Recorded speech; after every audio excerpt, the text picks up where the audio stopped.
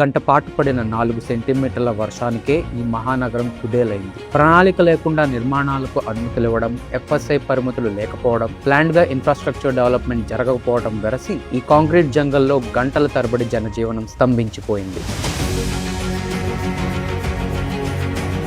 ఈ తప్పులు పునరావృతం కాకుండా భవిష్యత్ అవసరాలకు అనుగుణంగా ప్రణాళికాబద్ధమైన బ్లూ గ్రీన్ సిటీగా రాజధాని అమరావతి రూపుదిద్దుకుంటోంది. వరద నీటి నిర్వహణ చర్యలలో భాగంగా APCRDA నీరుకొండ, శాఖమూరు, పెనుమాక జలాశయాల నిర్మాణం చేపట్టింది. ఈ రిజర్వాయర్లతో కొండవీటి వాగు, పాలవాగులను అనుసంధానిస్తూ అమరావతిలో ఫ్లడ్ మిటిగేషన్ సిస్టమ్ రూపొందిస్తోంది. నగరంలో పడిన ప్రతి వాన చుక్క రాజధాని రహదారుల వెంబడి నిర్మిస్తున్న under ground Storm water ducts ద్వారా నేరుగా రిజర్వాయర్లలోకి చేరుకుంటుంది. అదనపు వర్షపు నీరు గ్రావిటీ కెనాల్ ద్వారా కృష్ణా నదిలోకి మళ్లింపబడుతుంది. నగర నీటి అవసరాల కోసం జలాశయాలలో నిల్వ చేసిన వర్షపు నీటిని ఉపయోగించుకునేలా ప్రణాళిక అమలు చేయడం జరుగుతుంది. అమరావతిని పర్యావరణ హిత నగరంగా మార్చే మాస్టర్ ప్లాన్ లో ఇది ఒక ముఖ్యమైన భాగం. ఈ blue green master plan multiple purpose ని సర్వ్ చేసేలా ఈ వాటర్ బాడీస్ ని రిక్రియేషన్ అండ్ టూరిస్ట్ అట్రాక్షన్స్ గా కూడా డెవలప్ చేస్తారు. అన్ప్లాన్ గ్రోత్ కు చెక్ పెడుతూ ప్రకృతితో ముడిపడిన మౌలిక వసతులతో అమరావతి సుస్థిర భవిష్యత్తుకు వేదికగా నిలవబోతోంది.